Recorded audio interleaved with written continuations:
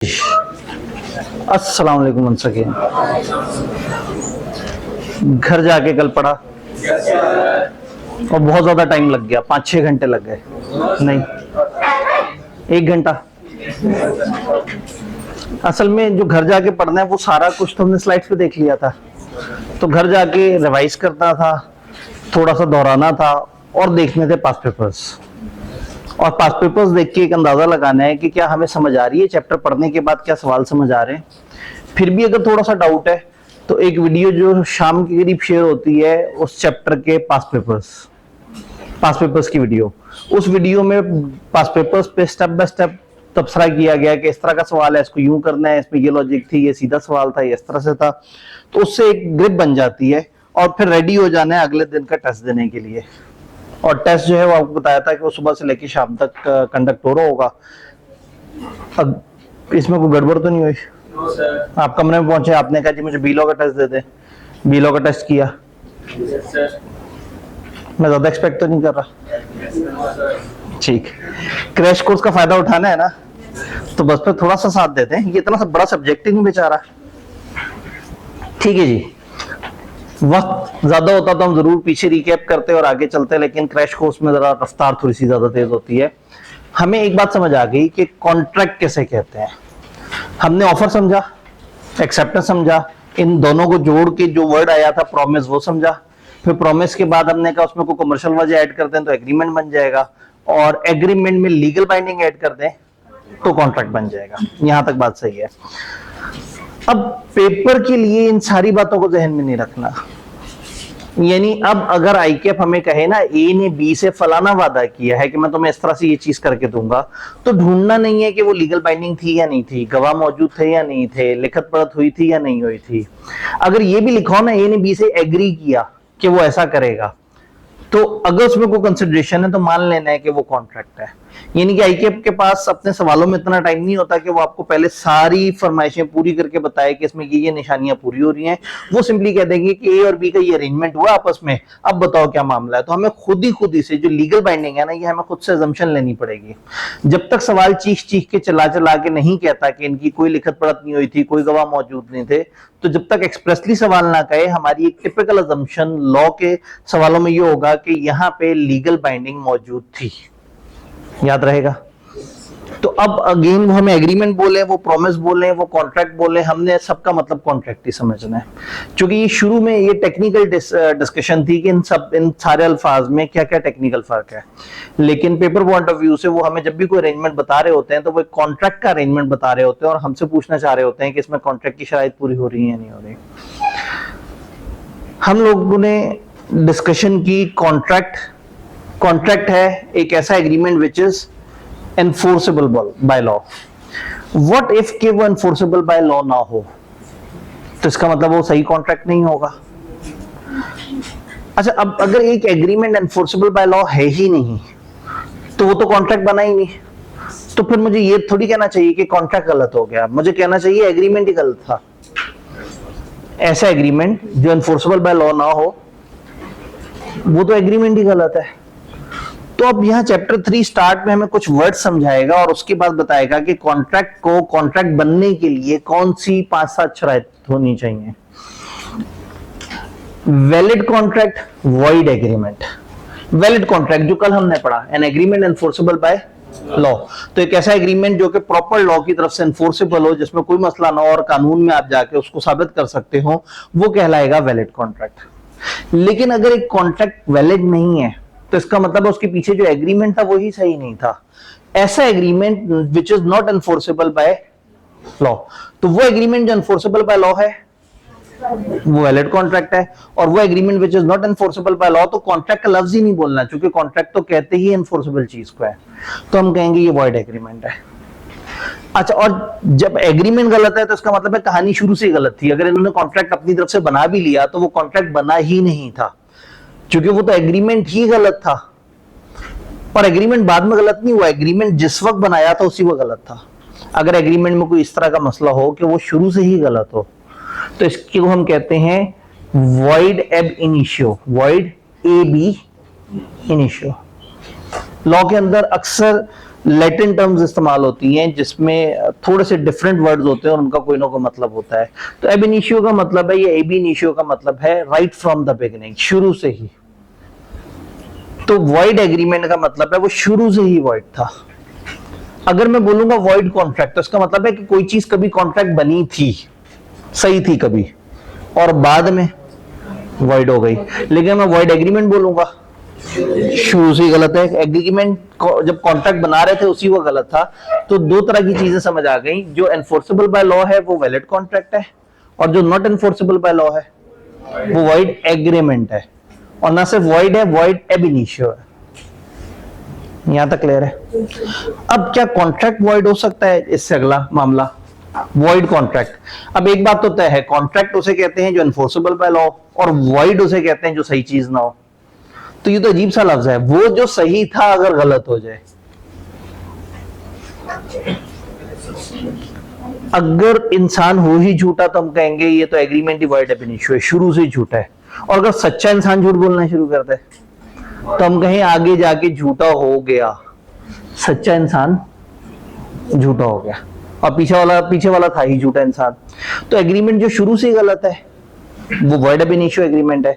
और अगर contract void हो गया, इसका मतलब है वो कॉन्ट्रैक्ट बना था कभी, दो पार्टीज के दरमियान एक कॉन्ट्रैक्ट हुआ, और कॉन्ट्रैक्ट बनने के कुछ अरसे बाद फर्ज करें कोई नया लॉ आ गया, गवर्नमेंट ने बैन लगा दिया, कोई और, जैसे कल भाई ने कहा था कि वो लैपटॉप ही तबाह हो गया, कुछ भी इस तरह की रीजन बने आगे जाके कि that ceases to be enforceable. तो a contract which ceases to be enforceable by law becomes void when it, जिस दिन से वो सीजेस टू बी एनफोर्सेबल होगा उस दिन से वॉइड हो जाएगा। नोट दिया हुआ valid, void contract was valid contract at the time of formation but subsequently it ceases to be enforceable. शुरू में एनफोर्सेबल था, बाद में कोई लॉ चेंज हुआ, हालात चेंज हुए, और अब वो कारामद नहीं रहा। तो ऐसा एग्रीमेंट जो शुरू से ही ठीक था और आगे चल के किसी वजह से खराब हो गया, तो वो चूंकि कॉन्ट्रैक्ट बन चुका था तो अब वो उसे कहेंगे। तो ये वॉइड कॉन्ट्रैक्ट और वॉइड एग्रीमेंट में फर्क ध्यान में रखना है। एमसीक्यू के अंदर आराम से आपको तंग किया जा सकता है कि एक सिचुएशन देखें, बताओ ये वॉइड एग्रीमेंट है या वॉइड कॉन्ट्रैक्ट है। तो वॉइड कॉन्ट्रैक्ट वो होता है जो शुरू में सही था बाद में खराब हुआ, और वॉइड एग्रीमेंट वो जो शुरू से ही गलत था। यहां तक बात क्लियर है? फिर एक चौथी आखिरी कैटेगरी आती है void able. Void able, void हो सकता है ऐसा कॉन्ट्रैक्ट जो वैलिड भी रह सकता है और वॉइड भी हो सकता है। समटाइम क्या होता है, कॉन्ट्रैक्ट होता है तो नॉर्मली दो पार्टीज होती हैं, या कई दफा दो तीन पार्टीज एक तरफ हैं, दो तीन पार्टीज एक तरफ है और आपस में एग्रीमेंट कर रहे हैं। जब भी लोग आपस में एग्री करें और आपस में कॉन्ट्रैक्ट चलाएं और उसमें से आगे जाके कुछ ऐसा हो कि एक तरफ की पार्टीज दूसरी तरफ की पार्टीज के साथ कोई जुल्म करें, कोई नाइंसाफी करें, कुछ ऐसा करें कि जिससे उन बेचारों के लिए मुश्किल हो गया मामला, तो अदालत वहां पे एक ऑप्शन देती है वॉइडेबल ऑप्शन। वॉइडेबल ऑप्शन का मतलब ये है कि जिनके साथ नाइंसाफी हुई है वो डिसाइड करें क्या इस कॉन्ट्रैक्ट को आगे चलाना है या नहीं चलाना। अगर एक मजलूम है उसके साथ नाइंसाफी हुई है और वो कहता है कि बस अब मैंने इस कॉन्ट्रैक्ट को आगे नहीं चलाना, तो वो कॉन्ट्रैक्ट हो जाएगा वॉइड। और अगर कहेगा मैंने इस कॉन्ट्रैक्ट को आगे चलाना है तो वो बन जाएगा वैलिड कॉन्ट्रैक्ट। तो वॉइडेबल कॉन्ट्रैक्ट वो है जो वॉइड कॉन्ट्रैक्ट की तरफ भी जा सकता है और वैलिड कॉन्ट्रैक्ट की तरफ भी जा सकता है। An agreement which is enforceable by law at the option of one और मोर ऑफ द पार्टीज, एक या एक से ज्यादा पार्टीज की तरफ से एनफोर्सेबल हो, but not at the option of other orders, ये वॉइडेबल कहलाएगा। फिर उन्होंने समझाने की कोशिश की कि contract is voidable at the option of aggrieved party, मजलूम पार्टी, मुतासरा पार्टी, उसके कहने पे वॉइडेबल होगा, and not at the option of defaulting party. वो जो पार्टी डिफॉल्ट है, जो गलत कर रही है, उसकी तरफ से नहीं, जो सही थी, मजलूम थी, उसको ऑप्शन मिलेगा तुमने इस कॉन्ट्रैक्ट को खत्म करना है या नहीं करना। तो क्या ये चार टर्मिनोलॉजी समझ आ रही है? हमने चार टर्मिनोलॉजीज पढ़ी हैं। वॉइड एग्रीमेंट पढ़ा, वॉइड एग्रीमेंट जो शुरू से ही गलत है, एग्रीमेंट जो एनफोर्सेबल बाय लॉ है ही नहीं, वो वॉइड एग्रीमेंट है। फिर हमने पढ़ा वैलिड कॉन्ट्रैक्ट, ऐसा एग्रीमेंट जो एनफोर्सेबल बाय लॉ है। फिर हमने पढ़ा वॉइड कॉन्ट्रैक्ट, ऐसा कॉन्ट्रैक्ट जो बना था सही, बाद में subsequently ceases to be enforceable, रुक गया, एनफोर्सेबल नहीं रहा। और voidable contract which is valid या which is voidable at the option of one और more of the parties. Aggrieved party decide करेगी कि कॉन्ट्रैक्ट चलाए रखना है या खत्म करना है। तो सवाल ये है कि क्या सारी बातें समझ आ रही हैं? ये चारों तरह की टर्मिनोलॉजीज क्लियर है? अब ये चैप्टर इंट्रोडक्शन करा रहा है कॉन्ट्रैक्ट के एसेंशियल्स का, यानी दो बंदों के दरमियान जब भी अरेंजमेंट हुआ है तो क्या मैं उसे कॉन्ट्रैक्ट कह सकता हूं या नहीं कह सकता। उसमें वैसे तो काफी सारे एसेंशियल्स होते हैं, लेकिन हमारी किताब ने 7 एसेंशियल्स बताए और उन 7 में से 2 डिस्कस कर लिए और यहां 5 बताए हैं। एक कॉन्ट्रैक्ट तब कॉन्ट्रैक्ट बनता है जब उसमें हमारी किताब के मुताबिक 7 बातें पूरी हों। 2 बातें हम पीछे पढ़ चुके हैं, सही वाली ऑफर होनी चाहिए, सही एक्सेप्टेंस होनी चाहिए। इनमें से एक भी चीज खराब हो गई तो कॉन्ट्रैक्ट आउट हो जाएगा। क्या इन 2 के अलावा भी कुछ एसेंशियल्स हैं? चूंकि अब ये इस एक स्टेप आगे बढ़ गया है, ऑफर एक्सेप्टेंस के बाद प्रॉमिस बन गया था, अब किसी भी प्रॉमिस को कॉन्ट्रैक्ट की शक्ल बनने के लिए 5 मजीद एसेंशियल्स चाहिए। ये 5 एसेंशियल्स में से 3 एसेंशियल इस चैप्टर में पढ़ रहे होंगे इंशाल्लाह और 2 एसेंशियल इससे अगले चैप्टर में पढ़ रहे होंगे। कौन कौन से एसेंशियल्स चाहिए, पहले एक एक लाइन का तबसरा सिर्फ हल्का सा जिक्र करेंगे, फिर हम इनमें से हर यूनिट के ऊपर डिटेल से बात करेंगे। Agreement is made by free consent of the parties. एक एग्रीमेंट कॉन्ट्रैक्ट तब बनेगा जब वो लोगों की फ्री कंसेंट से हुआ हो, उनकी आजाद रजामंदी से हुआ हो, जोर जबरदस्ती ना हुई हो, कंफ्यूजन ना हुई हो, किसी का माइंड माउथ ना हुआ हो, सब लोगों ने अपने जहनी आजादी के साथ कॉन्ट्रैक्ट में एंटर हुआ। ज्यादा गहराई में नहीं उतर रहे, इसके ऊपर बहुत बड़ी डिस्कशन चैप्टर 4 में। Parties making the agreement are competent to contract. वो जो कॉन्ट्रैक्ट करने जा रहे हैं वो कंपिटेंट हो, वो इस काबिल हो कि कॉन्ट्रैक्ट कर सकते हैं, वो छोटे बच्चे ना हो, उनका जहनी तवाज़ुन खराब ना हुआ हो, उनको कानून ने मना ना किया हो, कंपिटेंट टू कॉन्ट्रैक्ट होने चाहिए। इसके ऊपर भी बात करेंगे इंशाल्लाह। Agreement is made for a lawful consideration. Consideration lawful होनी चाहिए। वो जो चीज ट्रेवल करनी है ना एक बंदे से दूसरे की तरफ, वो लॉफुल होनी चाहिए। एक बंदा दूसरे को लैपटॉप बेच रहा है, अब लैपटॉप एक लॉफुल चीज है। एक बंदा दूसरे को चर्स बेच रहा है, चर्स लॉफुल चीज नहीं है। तो कंसिडरेशन लॉफुल होनी चाहिए। कंसिडरेशन के ऊपर आज अच्छी खासी इंशाल्लाह डिस्कशन होनी है। ये 5 यूनिट्स में 3 यूनिट्स चैप्टर 3 ने कवर किए हैं और 2 चैप्टर 4 ने कवर किए हैं। तो ये 5 एसेंशियल्स इन 2 चैप्टर्स में कंप्रीहेंसिवली कवर हो रहे हैं। फ्री कंसेंट होनी चाहिए, पार्टीज कंपिटेंट होनी चाहिए, लॉफुल कंसिडरेशन होनी चाहिए, ऑब्जेक्ट भी लॉफुल होना चाहिए, मकसद भी लॉफुल होना चाहिए। ये मकसद और कंसिडरेशन में क्या फर्क है? ऑब्जेक्ट का मतलब मकसद, उस कॉन्ट्रैक्ट का मकसद भी लॉफुल हो और उस कॉन्ट्रैक्ट की कंसिडरेशन भी। मेरे तो ख्याल में कंसिडरेशन ही मकसद नहीं होता। कोई कॉन्ट्रैक्ट में क्यों दाखिल होता है? वो बंदा क्यों दे रहा है 70,000 दूसरे को? उसे लैपटॉप चाहिए, लैपटॉप वाला लैपटॉप क्यों दे रहा है? तो दोनों के लिए वजह, दोनों के लिए मकसद, कंसिडरेशन नहीं है। तो कंसिडरेशन और मकसद में क्या फर्क है?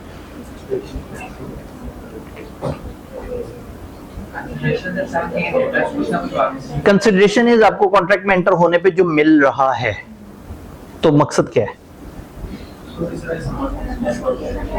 आप कॉन्ट्रैक्ट क्यों कर रहे हैं? फॉर एग्जाम्पल, अगर आप, ये तो एक फ्री क्लास है तो कॉन्ट्रैक्ट की डेफिनेशन से बाहर निकल जाती है। अगर ये एक पेड क्लास हो, आप आए, आपने कॉलेज के साथ कॉन्ट्रैक्ट किया, आपने कॉलेज को पैसे दिए, कॉलेज ने आपको क्लासें पढ़ाई, आपकी कंसिडरेशन थी क्लासेस मिल गई, कॉलेज की कंसिडरेशन थी पैसे मिल गए। ये क्यों किया? क्योंकि आपने आईकेप का इम्तिहान देना है। आपका जो ऑब्जेक्ट था, जो पर्पस था इस कॉन्ट्रैक्ट के पीछे, वो आईकेप का इम्तिहान देना था। एक बंदे ने दूसरे को लैपटॉप दिया, बहुत प्यारी बात है, लैपटॉप सही चीज है, इलीगल चीज नहीं है, और दूसरे ने पैसे दिए, ये भी सब सही है। लेकिन इस इरादे से उसने लैपटॉप खरीदा कि मार्केट में इसकी कीमत बढ़ने वाली है और जब ये बढ़ जाएगी तो मैं इस्तेसाल करूंगा और मैं बहुत महंगे दामों मार्केट में बेचूंगा। उसका ऑब्जेक्ट सही नहीं है, उसने स्मगलिंग के थ्रू इससे लैपटॉप लिया। तो लैपटॉप भी सही है, पैसे भी जेन्युइन है, कंसिडरेशन सही है, लेकिन उसके पीछे जो पर्पस है वो गलत है। एक बंदा 2 लाख मन चीनी खरीद लेता है। अब चीनी सही चीज है, मीठी चीज है, हलाल चीज है, कंसिडरेशन ठीक है, और उसने पैसे भी दे दिए, तो कंसिडरेशन तो लॉफुल हो गई। लेकिन उसने 2 लाख मन इसलिए चीनी खरीदी कि स्टोर करके रख लेगा, चीनी का बहरान आएगा, इंपोर्टेड चीनी बहुत महंगी होगी, वो मार्केट में अपनी चीनी निकाल देगा। तो उसका ऑब्जेक्ट ठीक नहीं है, मकसद ठीक नहीं है। तो इसका मतलब यह है कि कॉन्ट्रैक्ट की कंसिडरेशन भी लॉफुल होनी चाहिए और ऑब्जेक्ट भी। थोड़ी देर तक ऑब्जेक्ट के ऊपर भी बात करेंगे मजीद। आखिरी चीज, agreement is not expressly declared to be void. ये एग्रीमेंट वो नहीं होना चाहिए जो लॉ ने एक लिस्ट दे दी है लॉ ने 8 चीजों की लिस्ट दी है एक्सप्रेसली, जो ओरिजिनल लॉ में लिखा हुआ है, और हमारी किताब ने 8 में से 5 चीजों को एक जगह लिस्ट डाउन की है, 2 चीजें एक जगह और एक चीज एक जगह। तो जो बेयर लॉ है, कॉन्ट्रैक्ट एक्ट का जो ओरिजिनल लॉ है, उसने 8 चीजें मना की हैं। 8 तरह के एग्रीमेंट आप नहीं कर सकते। जब चैप्टर 5 में जाएंगे तो उन 8 में से 5 हम एक जगह देखेंगे, उनमें से फिर 2 चैप्टर 5 में देखेंगे और एक पीछे हम चैप्टर 2 में देख के आ रहे हैं ऑलरेडी। उसको एक दफा सम अप कर लेंगे, जब वो चैप्टर आएगा तो मैं आपको एक दफा वो 8 कंबाइन करके भी बता दूंगा। एक्सप्रेसली डिक्लेयर्ड वॉइड, कुछ ऐसे एग्रीमेंट है जिसमें आपने नहीं सोचना कि सही लग रहा है गलत लग रहा है, लॉ ने कह दिया खबरदार ये काम नहीं करना। फॉर एग्जाम्पल लॉ ने कह दिया है कि किसी के साथ ऐसा एग्रीमेंट नहीं करना जिससे आप उसको काम करने से रोक दो, उसको दुकान डालने से रोक दो, उसको कोई जॉब करने से रोक दो। इस तरह की कुछ एग्जांपल्स हैं। तो 5 ऐसी बातें हैं जो होंगी तो कॉन्ट्रैक्ट सही होगा वरना नहीं होगा। वो 5 बातें कौन सी हैं? कॉन्सेंट फ्री होनी चाहिए, आजाद रजामंदी, पार्टीज इस काबिल हो, कॉम्पिटेंट हो कि वो कॉन्ट्रैक्ट कर सकें, कंसिडरेशन भी सही होनी चाहिए, ऑब्जेक्ट भी ठीक होना चाहिए, और ये उस लिस्ट में ना आता हो एग्रीमेंट जो लॉ ने बता दिया कि खबरदार इन कामों में से कोई काम नहीं करना। इन 5 बातों के अलावा ऑफर और एक्सेप्टेंस भी कॉन्ट्रैक्ट एसेंशियल्स कहलाते हैं। लेकिन चूंकि चैप्टर 2 में उसने जिक्र कर दिया तो अब चैप्टर 3 कह रहा है कि अब प्रॉमिस तो बन गया, आपको समझ आ गया ऑफर एक्सेप्टेंस। अब प्रॉमिस को कॉन्ट्रैक्ट बनने के लिए 5 मजीद बातें चाहिए। तो याद रहेगा, अब ये 5 एसेंशियल्स में से एक एक करके पढ़ेंगे। इसमें जो सबसे छोटा वो ऑब्जेक्ट है, तो सबसे पहले ऑब्जेक्ट पे बात कर लेते हैं। ऑब्जेक्ट थोड़ा सा आगे करके एंड के करीब होगा।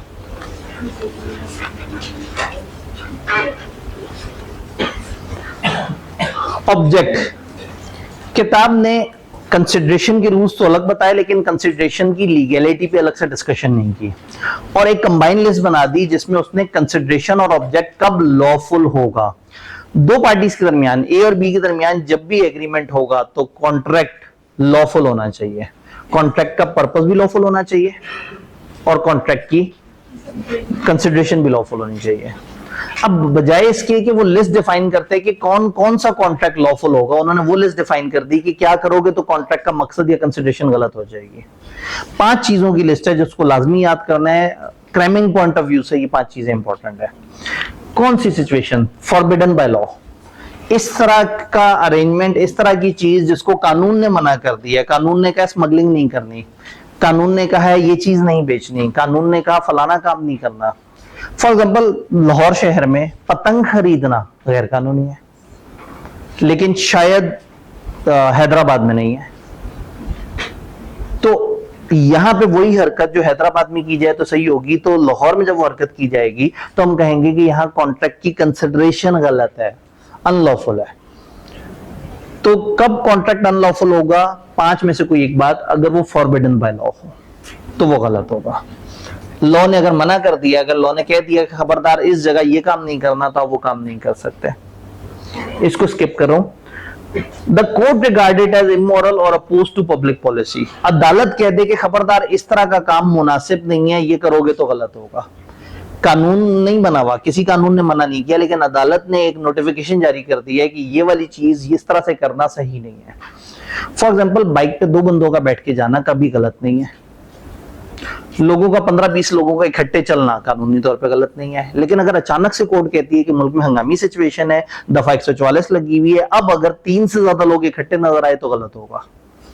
2 बंदे बाइक पे नजर आए तो गलत होगा। अब वो फॉरबिडन बाय लॉ नहीं था, उस पर कानून नहीं था, लेकिन अब अदालत ने इस वक्त सिचुएशन डिक्लेयर कर दी है कि भाई ये इस वक्त जो है अगेंस्ट पब्लिक पॉलिसी है, ये जो करेंगे तो ये अवामुन नास के वसीतर मफाद के अगेंस्ट होगा। तो कुछ ऐसी चीजें होती हैं जिस पे लॉ डिफाइन नहीं होता, लेकिन अदालत देखती है कि वो इमोरलिटी की डेफिनेशन में आ रही होती है। अगेन सिलेबस इतना वसी नहीं है कि इसकी लिस्ट हमारे पास होती, इसमें 7-8 तरह की एग्जांपल्स होती हैं कि क्या क्या चीजें मना है, किस तरह से।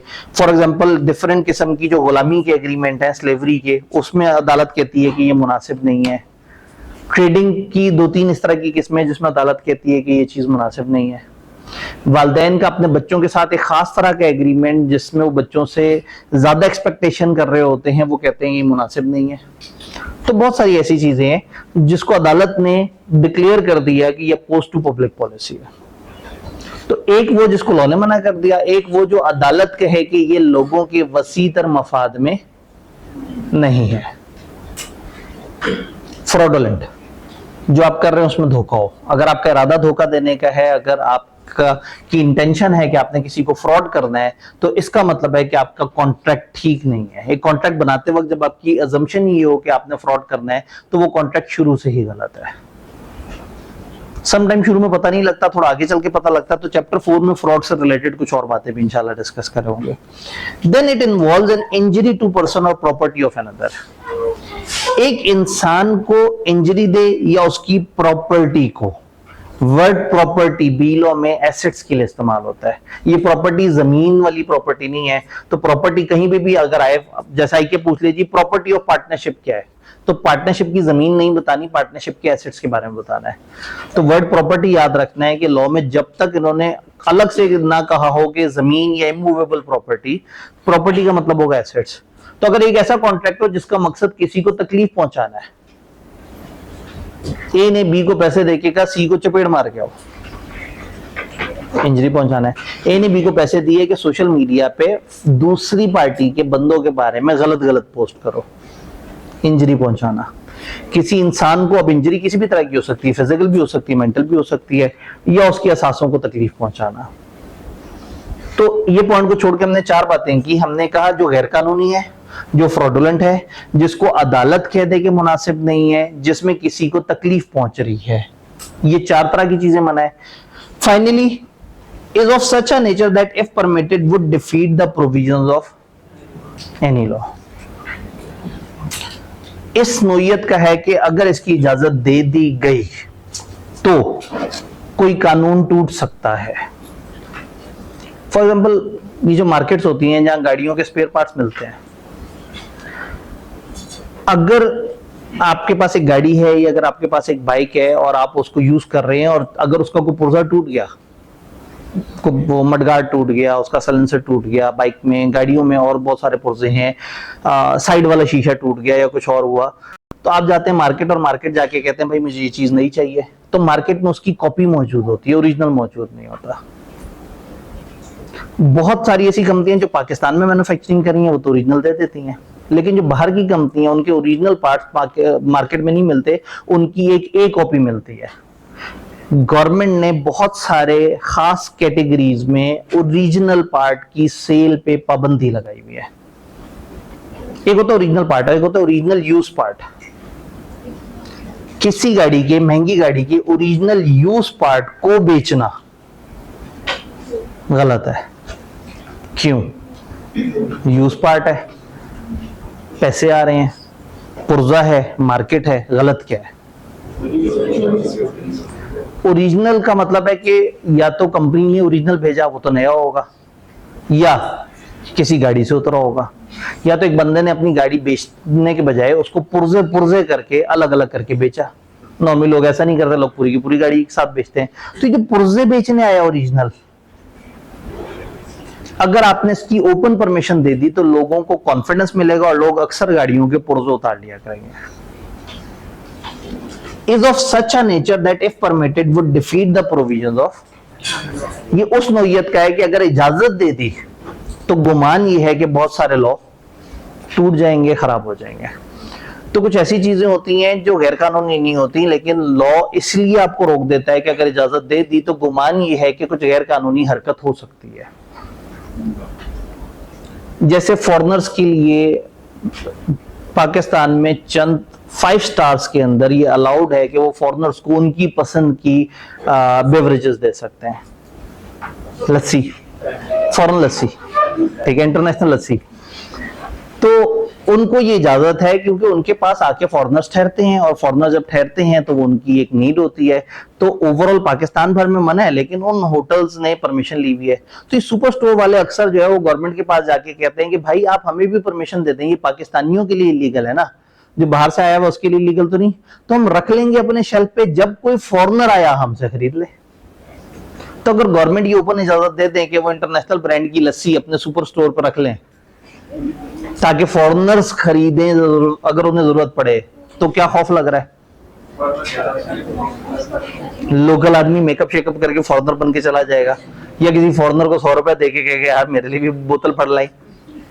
तो is of such a nature that if permitted, अगर इजाजत दी, would defeat the provisions of any law.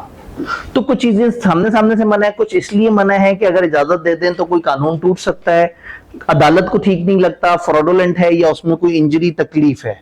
इन 5 में से एक भी मामला है तो हम कहेंगे every agreement of which object or consideration unlawful is void, the consideration या object of an agreement is lawful unless, lawful होगा unless इन 5 में से कोई एक बात हो। इनमें से एक भी बात हो गई तो हम कहेंगे कि हमारा ऑब्जेक्ट या कंसिडरेशन लॉफुल नहीं रहा। अब जब ये हो जाएगा तो इसका इंपैक्ट क्या होगा? इसमें एक पार्टली अनलॉफुल वाली चीज भी है, थोड़ा सा उसके ऊपर बात करते हैं। इसको agreement is void if any part of single consideration for one or more object is unlawful। कानून के अल्फाज थोड़े से पेचीदा हैं। if any one or any part of any one of several consideration for single object is unlawful, पता नहीं क्या कह रहे हैं, इग्नोर करते हैं, किताब में आसान करके लिखा हुआ है। अगर एक कॉन्ट्रैक्ट के 2-3 मकसद हैं, उन 2-3 मकसद में से एक मकसद भी गलत है तो पूरा कॉन्ट्रैक्ट गलत है। अगर 1-2 मकसद है और उन मकसदों में से एक मकसद के अंदर 2-3 कंसिडरेशन में से एक कंसिडरेशन गलत है तो भी पूरा कॉन्ट्रैक्ट गलत। ए ने बी से कहा कि आप मुझे 1 लाख रुपए दें, मैं आपको 4 चीजें दूंगा, मैं आपको ये मार्कर सप्लाई करूंगा, मैं आपको डस्टर सप्लाई करूंगा, मैं रोस्टम सप्लाई करूंगा और मैं चर्च सप्लाई करूंगा। तो 4 में से एक चीज गलत है तो पूरा कॉन्ट्रैक्ट गलत है। यह एक रूल होता है जो हमारी किताब ज्यादा डिटेल से नहीं समझा पाई, सेग्रीगेटेबल है या नहीं है। अगर ये हो कि मैं आपको 1 लाख रुपए में 25-25 हजार के 4 आपके साथ बातें करता हूं, ये चीज 25 हजार की, ये चीज 25 हजार की, ये 25 हजार की और ये 25 हजार की, तो 3 जो सही हैं 25 हजार की वो वैलिड मानी जाएंगी और वो जो एक अकेला 25 हजार का गलत आइटम है सिर्फ वो खराब होगा।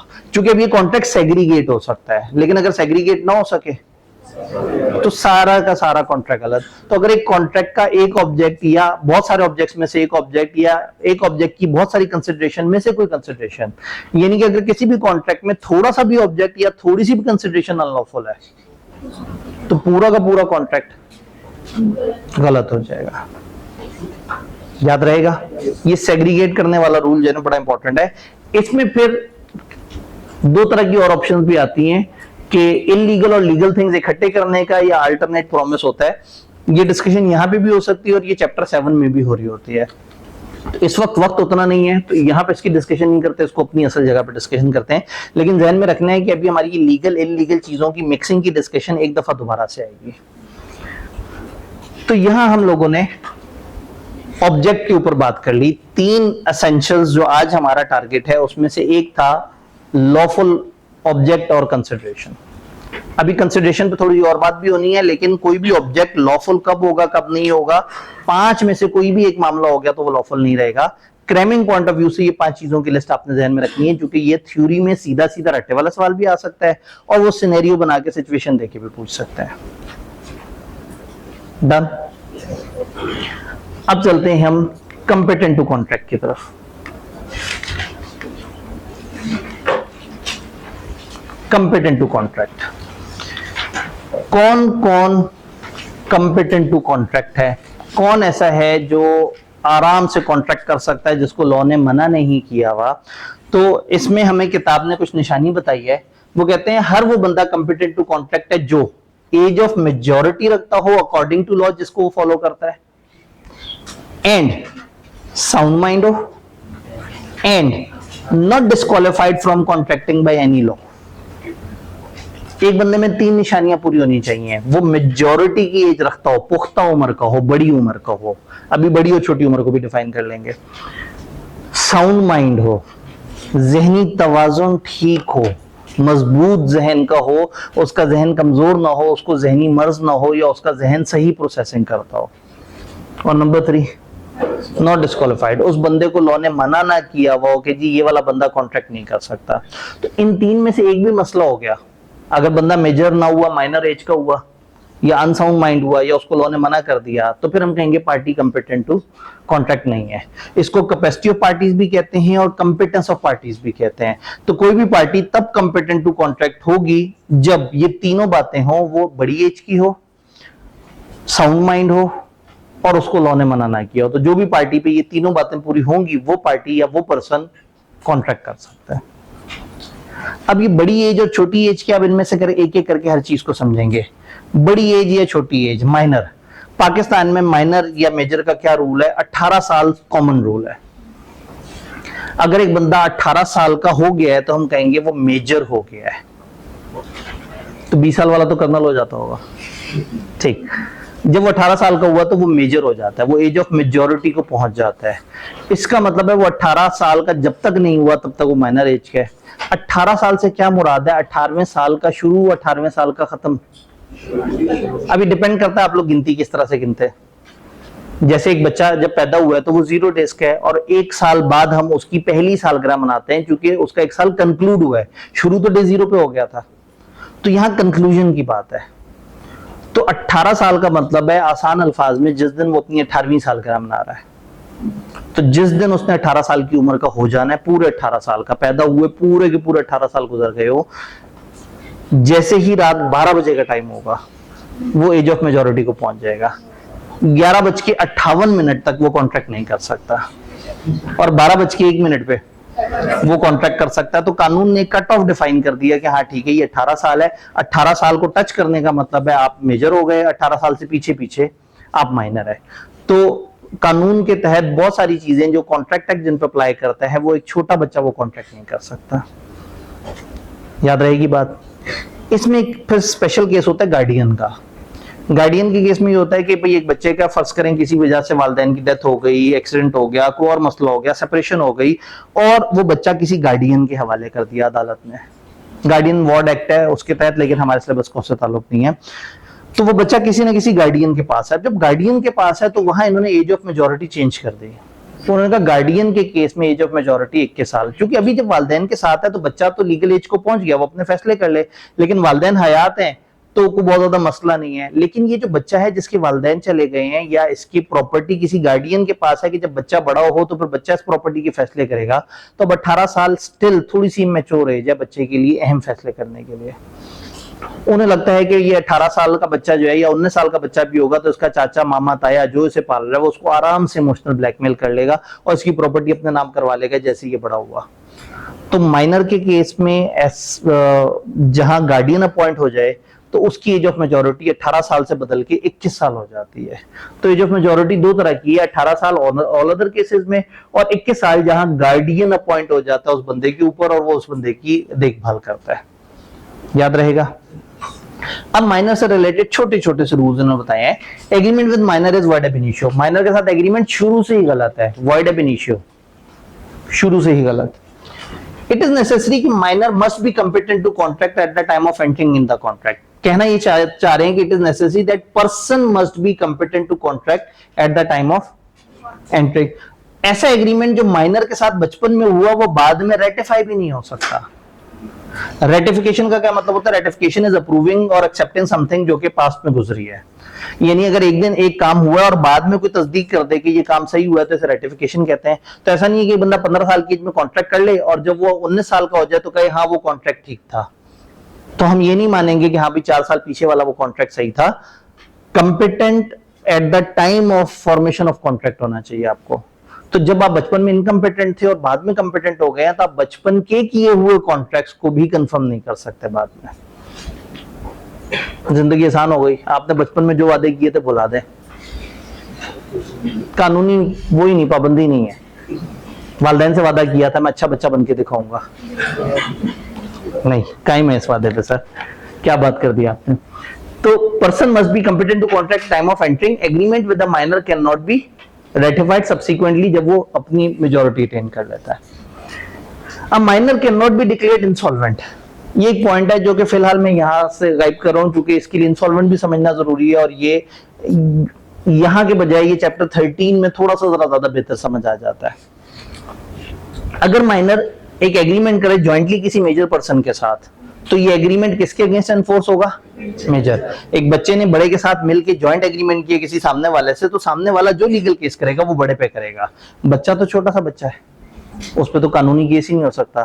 तो अदालत देखेगी कि अभी किन दो बंदों पे केस करना है, वो कहेंगे ये दो बंदे हैं, तो वो उन दोनों से एज पूछेगा, तो जो छोटा बच्चा होगा उसे कहेंगे बेटा आप यहाँ पे आके बैठ जाओ, आप तो छोटे हो, तो छोटे बच्चे पे केस नहीं होगा, बड़े वाले बंदे पे केस होगा। तो अगर एक बच्चे और बड़े ने मिलके किसी साथ एग्रीमेंट किया है तो बड़ा एनफोर्सेबल के कटहरे में जाएगा, छोटा नहीं जाएगा। इसी तरह से दो पार्टीज हैं, एक बच्चे ने एक बड़े के साथ कॉन्ट्रैक्ट किया तो बच्चे पे कोई जिम्मेदारी नहीं।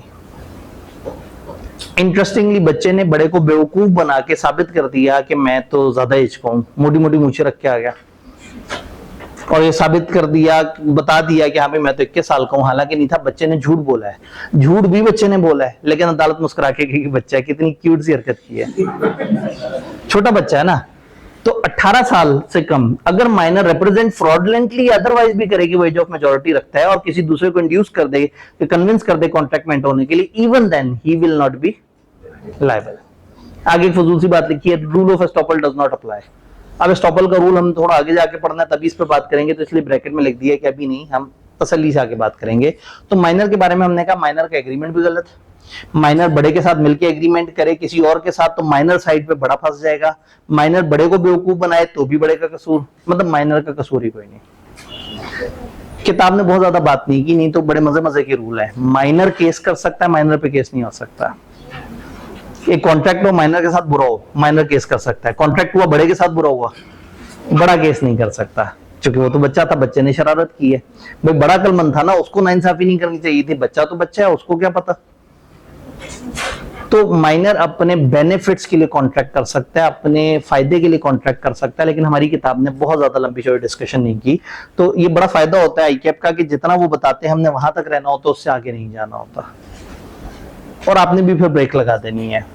होता ही है कि हम बीलो पढ़ते साथ ही ना जहन में एक सवाल आता है, अगर ऐसे करके वैसे करके तैसे हो जाए, उसका जवाब भी कहीं ना कहीं से हम सोच लेते हैं, लेकिन फिर उस अगर के अंदर ना हमने एक सिचुएशन बनाई होती है, उस सिचुएशन में अगली सिचुएशन ऐड करते हैं। अगर इस सिचुएशन में अगर ये चीज भी हो जाए तो हम अपने जहन में ना ये खुलिए बुनते बुनते बुनते बुनते 1 घंटा लगा देते हैं, और सामने वाली किताब पे लिखे हुए 4 जुमले अभी तक नहीं पढ़े होते। दिमाग को मजा आ रहा होता है कि पढ़ना ना पड़े, बस एवं ही बस दिमाग गोल गोल घुमाते रहो, प्रोक्रेस्टिनेट करते रहो। तो एट एनी गिवन टाइम जो मर्जी सोचें, लेकिन वापस उन 4 लाइनों पे आना है। आप फिर पेपर में उन 4 लाइनों के अलावा नहीं पूछा जा सकता। तो हमारे सिलेबस की बाउंड्री महदूद है, आपको कभी आईकैप में आउट ऑफ सिलेबस सवाल नजर नहीं आएगा, बिल्कुल भी नहीं नजर आएगा। वो हमेशा अपनी किताब की बाउंड्री को फॉलो कर रहे होंगे। तो इसलिए खुद ही से बहुत ज्यादा जो है ना अजम्पशंस लेना और उसके अंदर बहुत ज्यादा आगे से आगे चीजें बिल्ड करते जाने का कोई फायदा नहीं। अब खुद ही से सोचा अगर माइनर कत्ल कर ले फिर क्या होगा। अब कत्ल तिजारती कॉन्ट्रैक्ट ही नहीं है, वो तो क्रिमिनल मामला है। कॉन्ट्रैक्ट एक्ट में हम जितनी बातें पढ़ रहे हैं वो तिजारती उसमें पढ़ रहे हैं, वरना जब मैं एक्सेप्टेंस पढ़ा रहा था तो आप में से अक्सर लोगों के चेहरे पर मुस्कुराहट थी जब मैंने कहा था एक्सेप्टेंस एब्सोल्यूट होनी चाहिए, हाँ कंफर्म पक्का कोई डाउट नहीं है। तो समाजी लेवल पे उसको अप्लाई नहीं करना, उसको तिजारती लेवल पे अप्लाई करना है। पूरा कॉन्ट्रैक्ट एक्ट और पार्टनरशिप तिजारती कानून है, इसको बोलते हैं मर्केंटाइल लॉ।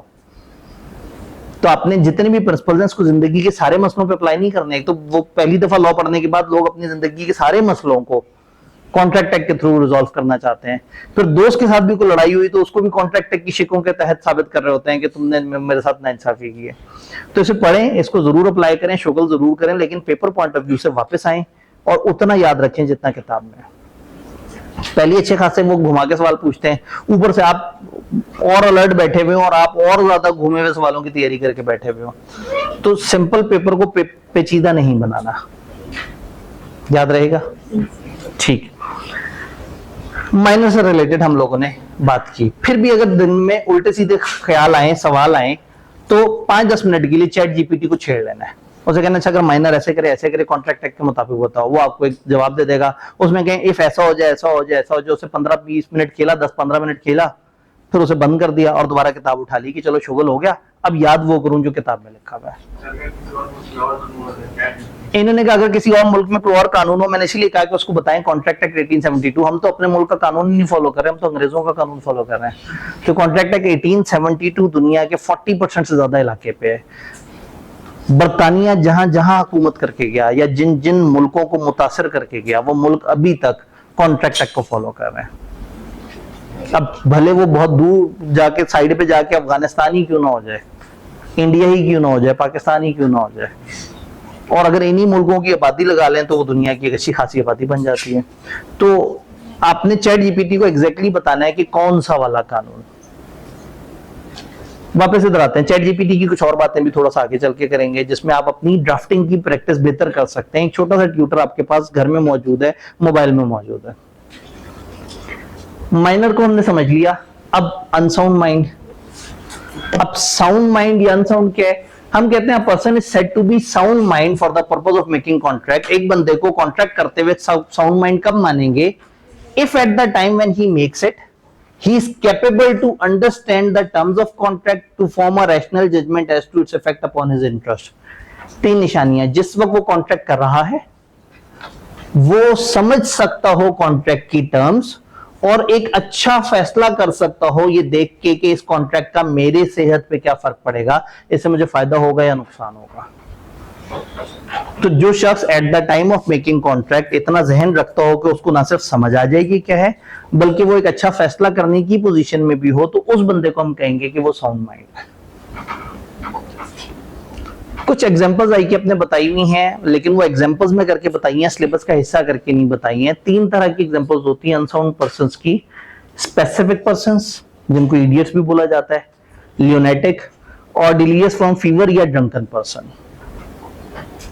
तो जब लॉ डिफाइन करना चाहता है ना कि अनसाउंड कौन है, तो हमारी किताब ने क्या किया, बस ये डेफिनेशन दी और उसके बाद बस इसके एक दो रूल्स दे दिए, लेकिन एग्जांपल देते हुए उन्होंने बताया जरूर कि ये दो तीन तरह के लोग होते हैं। स्पेसिफिक पर्सन का मतलब है वो जो शुरू से ही दिमागी तवाजुन ठीक नहीं है, पैदाइशी उसमें वो डेफिशिएंट है बेचारा, और वो स्पेशल पर्सन की डेफिनेशन में आता है। ल्यूनेटिक वो है जिसको पागलपन के दौरे पड़ते हैं, वो बचपन से ही उसका जहन खराब नहीं है, लेकिन इस वक्त वो पागलपन की बीमारी में है और वो ज्यादातर पागलपन की हालत में रहता है।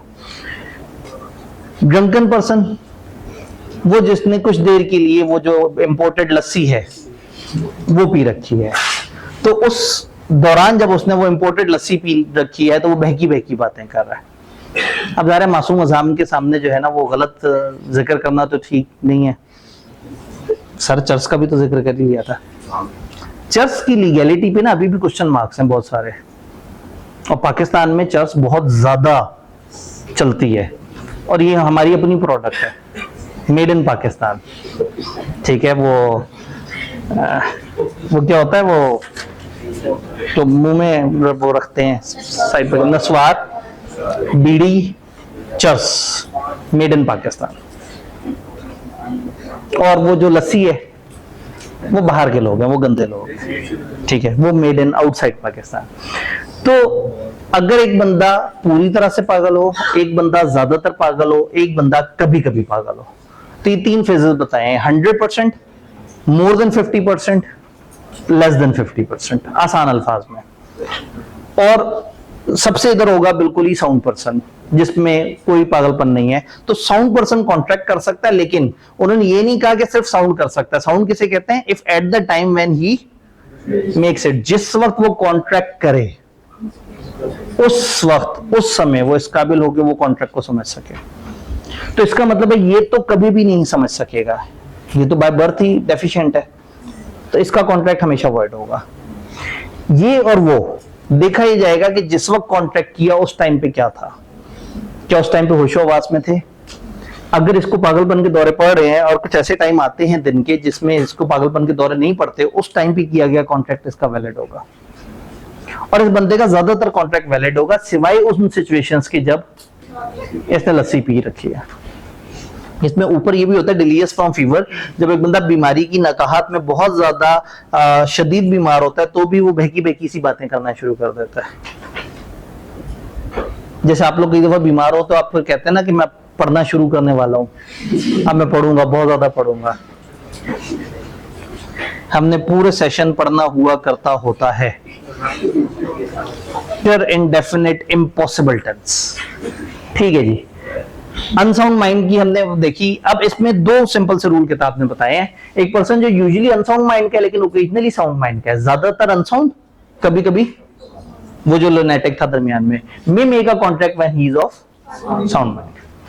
पर्सन जो यूजुअली साउंड माइंड होता है लेकिन कभी कभी अनसाउंड होता है, वो जो वो ड्रंकन पर्सन था, may not make a contract when he is of, जब अनसाउंड है तब नहीं कर सकता। तो ये थोड़ी सी बात है, रेगुलर क्लास में इसमें हमने बर्डन प्रूफ पे भी बात की थी, लेकिन एक्सप्रेसली किताब में नहीं है, फिलहाल इग्नोर करते हैं, थोड़ा सा आगे चलते हैं। साउंड माइंड समझ आया, माइनर समझ आया। कौन से ऐसे लोग हैं जिनको लॉ ने मना कर दिया कि इनके साथ कॉन्ट्रैक्ट नहीं करना? ये बुरे लोग नहीं है, लेकिन इनके साथ कॉन्ट्रैक्ट करने से आपको आपके राइट सही से नहीं मिल पाएंगे, आप फिर उदास हो जाएंगे। वो फॉलोइंग पर्सन जिनको डिस्क्वालीफाई कर दिया कुछ लॉज ने कि इनके साथ मत करना कॉन्ट्रैक्ट। 4 तरह के लोगों के साथ लॉ ने हमें मना कर दिया कि कॉन्ट्रैक्ट मत करो। दोबारा सुन ले, मैं ये नहीं कह रहा ये 4 बुरे लोग हैं, ये 4 वो लोग हैं जिनके साथ कॉन्ट्रैक्ट करेंगे तो हम अपने लीगल राइट सही से इस्तेमाल नहीं कर सकेंगे। मसलन citizen of foreign country while Pakistan is at war with that country. किसी ऐसे मुल्क का शहरी, किसी ऐसे मुल्क का बाशिंदा जिस मुल्क के साथ पाकिस्तान हालात जंग में हो। और मजे की बात है कि चंद महीने पहले जब हम ये पढ़ा रहे होते थे, या पिछले साल या उससे पिछले साल, तो बच्चे कहते थे सर आजकल जंग होती है क्या? तो आप देखें कि कभी भी अचानक से इस लेवल पे सिचुएशन हो सकती है कि जो है ना बच्चे लाहौर से भाग के अपने अपने घरों में चले जाएं, कॉलेजों को जबरदस्ती गवर्नमेंट बंद करा दे, हालात खराब हुए हो, ड्रोन फिर रहे हो, तो जंग कभी भी हो सकती है। तो जिस मुल्क के साथ आपके मुल्क की जंग है, उस मुल्क के बाशिंदे आपके लिए एलियन एनिमी कहलाते हैं, ऐसा दुश्मन जो कि अननोन है। तो अगर आप एक इंडियन के साथ कॉन्ट्रैक्ट कर रहे हैं और अचानक से जंग छिड़ जाती है, तो हो सकता है कि वो अपने तिरंगे की हिफाजत के लिए और अपनी धरती माता को बचाने के लिए आपके साथ धोखा कर दे, और उसके बाद फख्र महसूस करे, उसको गिल्टी फील ना हो कि मैंने कुछ गलत किया, उसे लगे कि उसने अपने देश के लिए जो किया वो सबसे बेस्ट है। और फिर आप उसका कहां जाएंगे, कौन सी अदालत में जाएंगे? इंटरनेशनल अदालत में जाएंगे, वो कहेंगे भाई तुम लोगों की तो आपस में वैसी जंग चल रही है, तुम लोगों को हम कैसे वो करें? ना इंडिया की अदालत आपको फैसला देगी, ना पाकिस्तान की अदालत फैसला देगी। तो बेहतर है कि कॉन्ट्रैक्ट चल रहा था तो उसे रोक दें, अगर बहुत ही दिल कर रहा है तो इंतजार कर लें जंग खत्म होने का, बाद में रिज्यूम कर लें, और अगर जंग होते साथ ही आपको कंफर्म हो गया कि हमारे दुश्मन है तो कॉन्ट्रैक्ट खत्म कर दें। तो सिटीजन ऑफ फॉरेन कंट्री जिसके साथ पाकिस्तान एट वॉर है, उसके साथ आपने कॉन्ट्रैक्ट नहीं करना, क्योंकि करना चाहें तो कर लें लेकिन आपको फायदा नहीं होगा और आप इसको एनफोर्स नहीं करा सकेंगे। फॉरेन एम्बेसडर्स वगैरह, सिफारतकार, दूसरे मुल्क के मेहमान जो पाकिस्तान आते हैं, पाकिस्तान उनकी इज्जत और तकरीम के लिए काम करता है, उनको इम्यूनिटी दे देता है। इम्यूनिटी का मतलब है इस्तस्ना, इस्तस्ना का मतलब है वो मुस्तस्ना हो जाते हैं, आसान सी बात। तो ये इस्तस्ना और इस्तस्ना से जो बंदा मुस्तस्ना हो गया है, ये क्या चीज होती है? क्या है इम्यूनिटी? एक पावर है कि आपके ऊपर लीगल केस नहीं हो सकता, जैसे सदर के पास पावर होती है, सदर को इम्यूनिटी मिली हुई होती है कि सदर के ऊपर कोई केस नहीं कर सकता। तो इम्यूनिटी का मतलब है कि उनको तहफ्फुज दे दिया गवर्नमेंट ऑफ पाकिस्तान ने, हमने उन मेहमानों का ख्याल रखने के लिए उनको इम्यूनिटी दे दी कि ऐसा ना हो कि पाकिस्तान का कोई भी बंदा उठ के उनको केसों में फंसा ले, और बेचारे पाकिस्तान में हमारे मेहमान बन के आए थे, हमारे गवर्नमेंट के ऑफिशियल इन्विटेशन पे आए थे, और वो बेचारे अदालतों को फेस कर रहे हैं, तो उनको इम्यूनिटी दे दी। उनकी मर्जी है, वो चाहे तो अदालतों को फेस करें और चाहे तो कहें भाई हमारे पास इम्यूनिटी, हमने नहीं अदालत के सामने जाना। तो पाकिस्तान का एक आम शहरी जब किसी फॉरेन एम्बेसडर के साथ कॉन्ट्रैक्ट करेगा और कुछ नुकसान होगा तो उसको अदालत नहीं ले जा सकेगा जब तक कि वो बंदा ना चाहे। तो इसलिए उन्होंने कह दिया कि भाई ना ही करना इन लोगों के साथ कॉन्ट्रैक्ट। उनको इम्यूनिटी मिली हुई है, they have a right to enter into contract but can claim the privilege of not being, तो वो ये क्लेम कर सकते हैं कि उनको केस ना किया जाए unless they choose to submit themselves to the jurisdiction of our court, unless कि वो बहुत अच्छे आदमी हो के नहीं मैं अपने आप को अदालत के सामने खुद पेश कर दूंगा।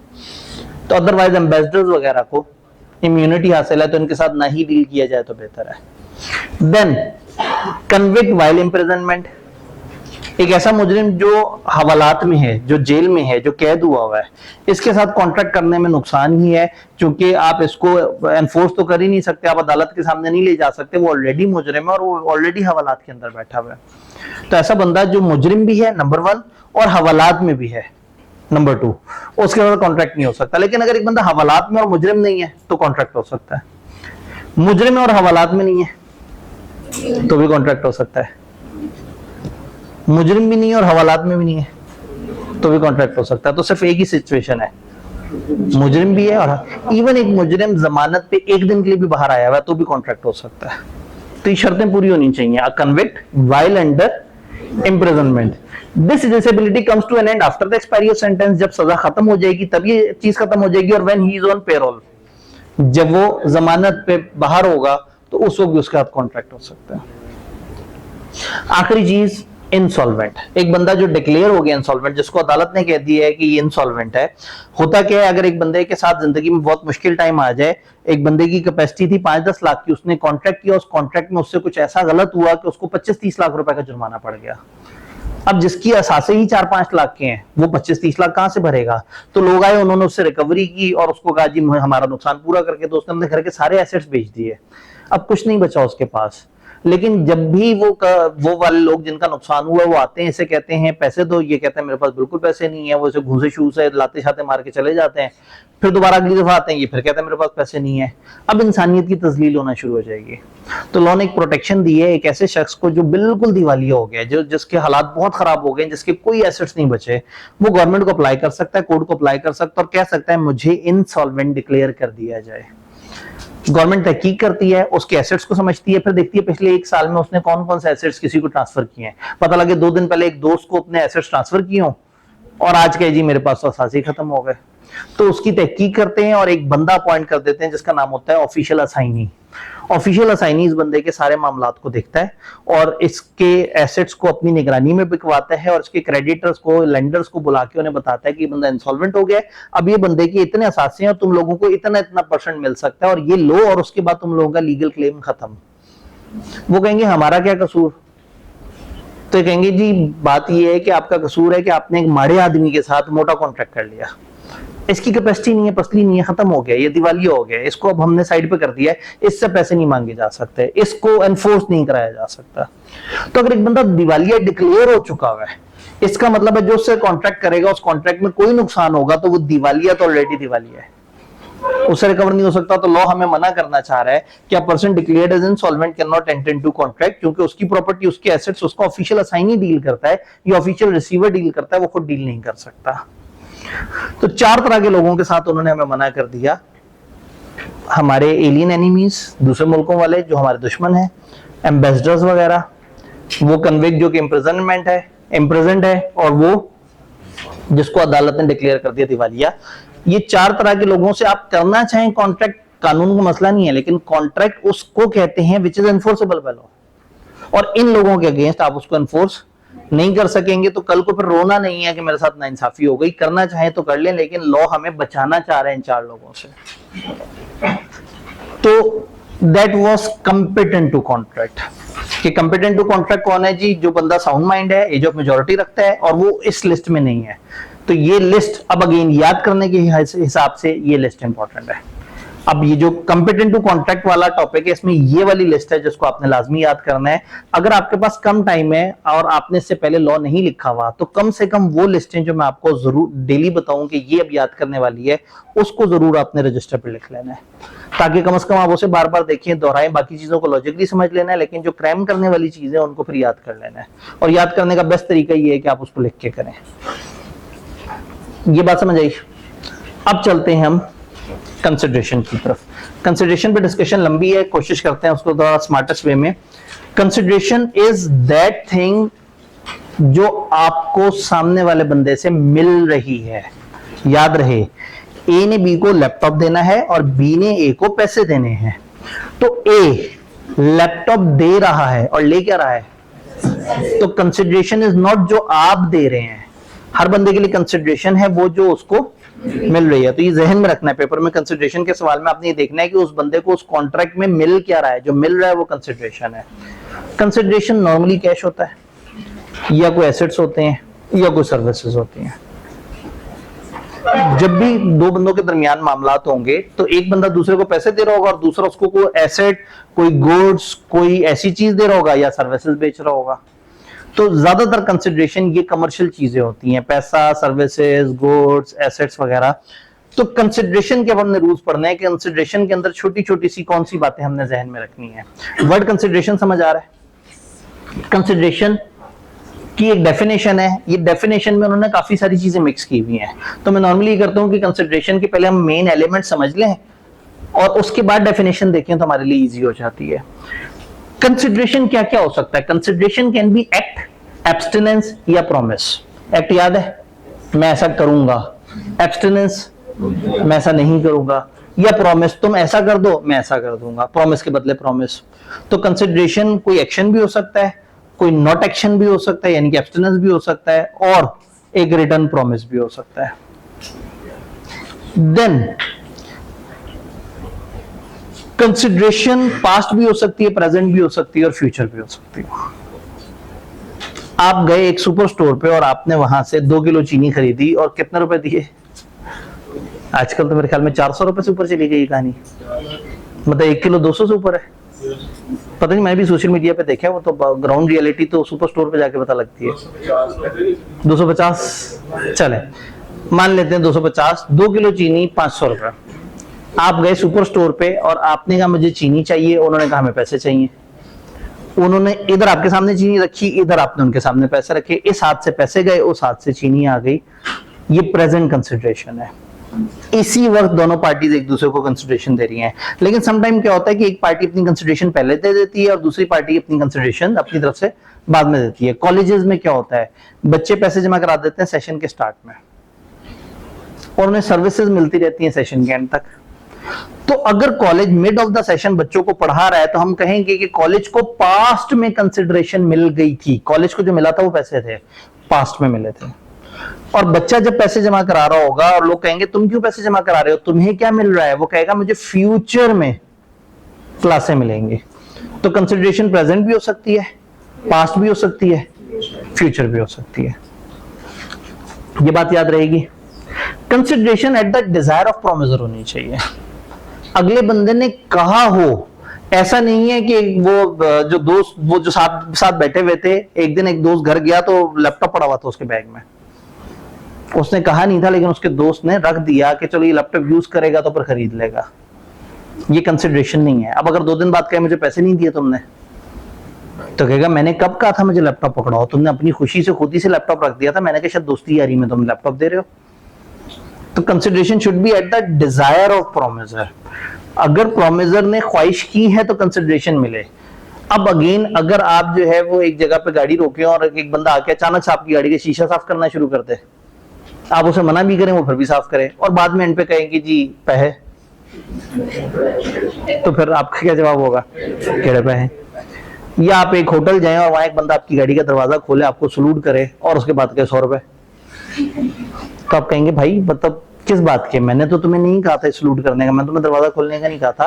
कंसिडरेशन डिजायर पे होनी चाहिए, आपके कहने पे होनी चाहिए, अनवांटेड ना हो। और होता यही है कि ऑफर में ऑफर वाला कहता है मैं ऐसा करूंगा अगर तुम ऐसा करो, और जब वो मान जाता है तो दोनों लोग एक दूसरे को जो कंसिडरेशन देते हैं वो डिजायर पे देते हैं। तो कंसिडरेशन आपकी मर्जी से होनी चाहिए, जबरदस्ती नहीं होनी चाहिए। कंसिडरेशन रियल होनी चाहिए, इल्यूजनरी नहीं होनी चाहिए। रियल का मतलब है असली हकीकी कंसिडरेशन होनी चाहिए। ए ने बी से कहा कि मैं तुम्हें लैपटॉप बेचना चाहता हूं, तुम्हारे पास कोई कंसिडरेशन है तो बताओ। तो बी ने कहा चलो ठीक है कॉन्ट्रैक्ट कर लेते हैं, अगर तुम मुझे लैपटॉप दे दोगे तो मैं तुम्हें ख्वाब में आके बड़ा जबरदस्त सा डिनर खिलाऊंगा, या मैं तुम्हें 100 दिन तक ख्वाब में आके डिनर खिलाता रहूंगा। अब ये इल्यूजनरी किस्म की कंसिडरेशन है, ये रियल कंसिडरेशन नहीं है। कंसिडरेशन होनी चाहिए रियल, इमेजिनरी नहीं होनी चाहिए। ऑल्दो ये वाले पॉइंट पे अब आज की दुनिया में बड़ी डिबेट हो गई है, क्योंकि आज की दुनिया में इमेजिनरी दुनिया में भी बहुत सारी कंसिडरेशन चल रही है। आप पैसे देके इमेजिनरी करेंसी खरीद रहे हैं, उस इमेजिनरी करेंसी से इमेजिनरी हथियार खरीद रहे हैं और जाके इमेजिनरी लोगों को गोली मार के आ रहे हैं। तो इस वक्त चीजें काफी मुश्किल हो गई हैं, क्योंकि अब कॉन्ट्रैक्ट एक्ट एक्सटेंड कर गया है ये जो आपकी वर्चुअल ट्रांजैक्शंस हैं इनके ऊपर भी। लेकिन फिलहाल हम अपने लोकल लॉ पे आते हैं। वो ये कह रहे हैं कि कंसिडरेशन मस्ट बी रियल और आर्टिफिशियल नहीं होनी चाहिए, इल्यूजनरी नहीं होनी चाहिए। तो अगर कोई वादा करे जी मैं चांद सितारे तोड़ के ले आऊंगा, तो वो एक गलत बात है, वो एक इल्यूजनरी बात है, तो ई रॉन्ग नंबर है जी।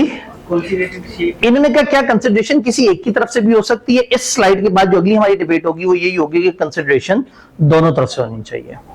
अगर एक बंदे की तरफ से कंसिडरेशन और दूसरी तरफ से नहीं है तो फिर वो कॉन्ट्रैक्ट कंप्लीट नहीं है, अनलेस के 4 एक्सेप्शन में से कोई एक्सेप्शन हो। कुछ एक्सेप्शन भी है, तो कंसिडरेशन दोनों तरफ से होनी चाहिए।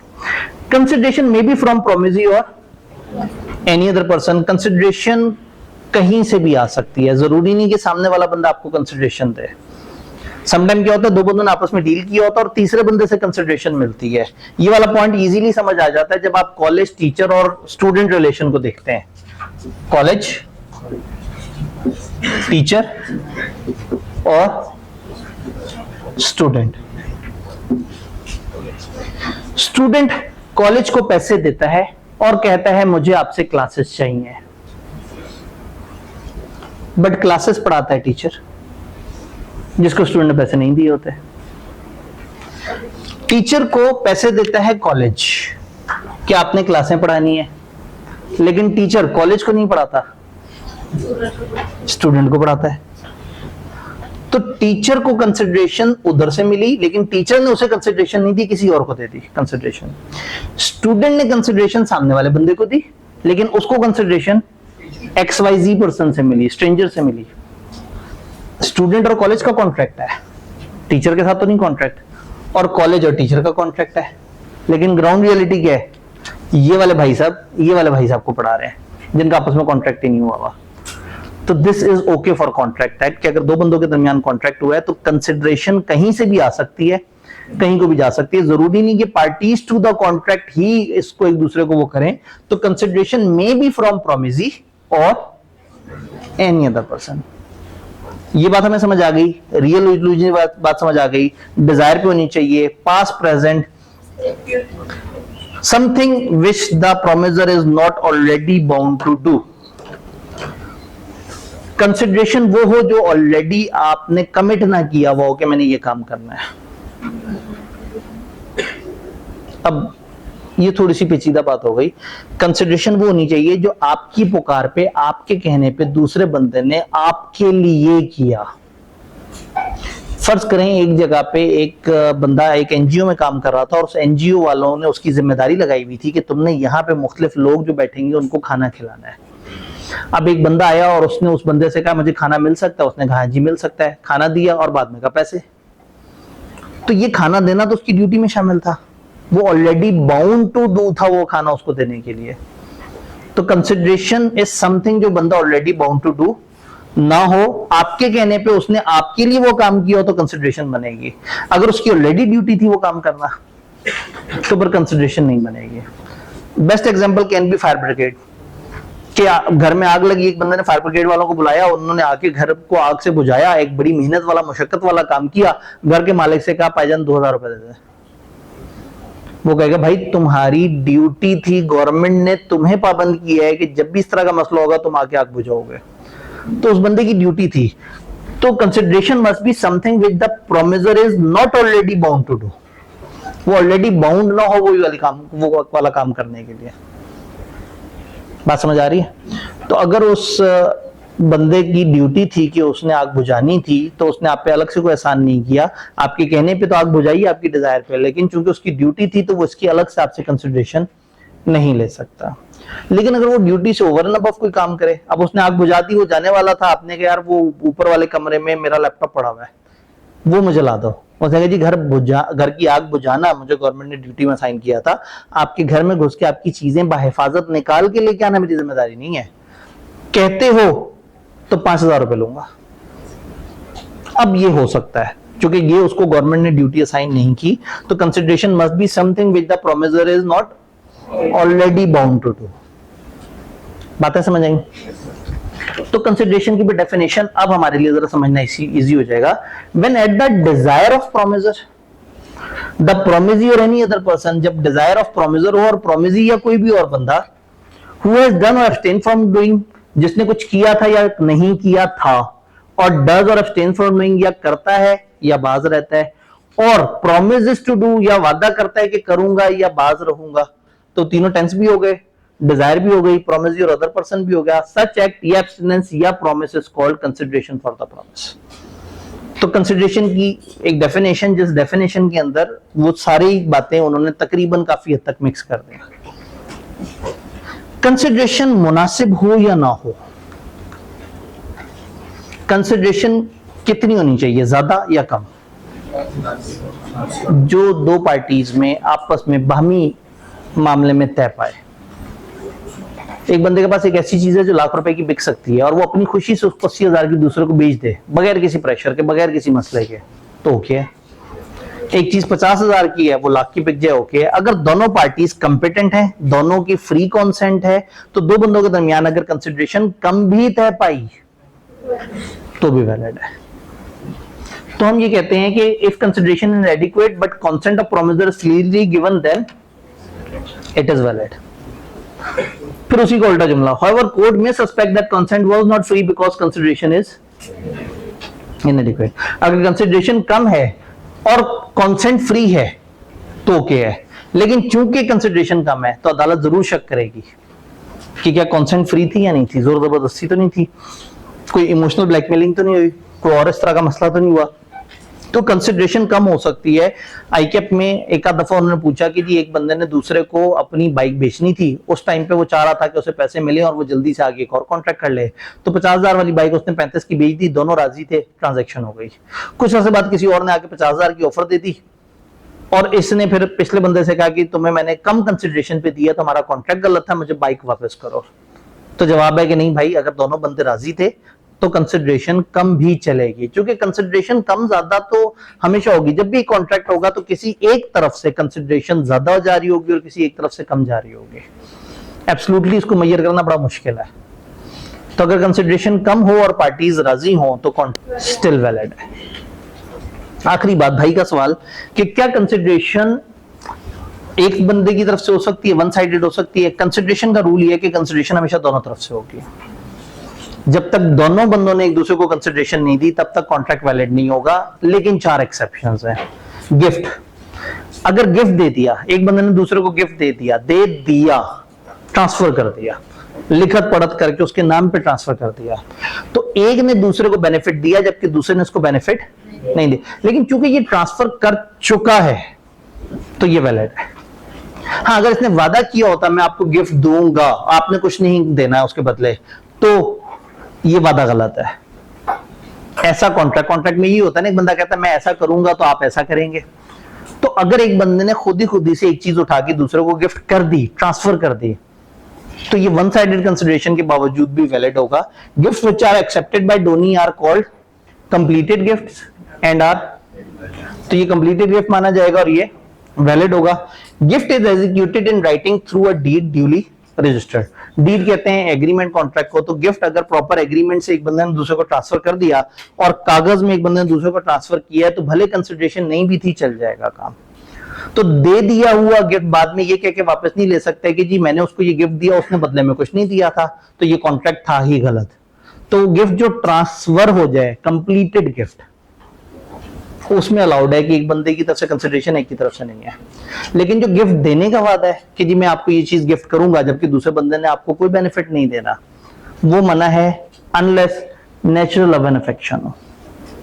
अगर नेचुरल लव एंड अफेक्शन है, एक बंदा दूसरे को कुदरती प्यार मोहब्बत की वजह से गिफ्ट दे रहा है, बाप बेटे को गिफ्ट देना चाह रहा है, दादा पोते को गिफ्ट देना चाह रहा है, मियाँ बीवी को गिफ्ट देना चाह रहा है, बहन भाई को गिफ्ट देना चाह रही है, वो रिश्ते जिसमें नेचुरल लव एंड अफेक्शन है, वहां अगर गिफ्ट देने का वादा हो, अब उन्होंने ऊपर कहा था गिफ्ट देने का वादा नहीं, गिफ्ट दे दिया तो वैलिड है, गिफ्ट देने का वादा इन्फोर्सेबल नहीं है।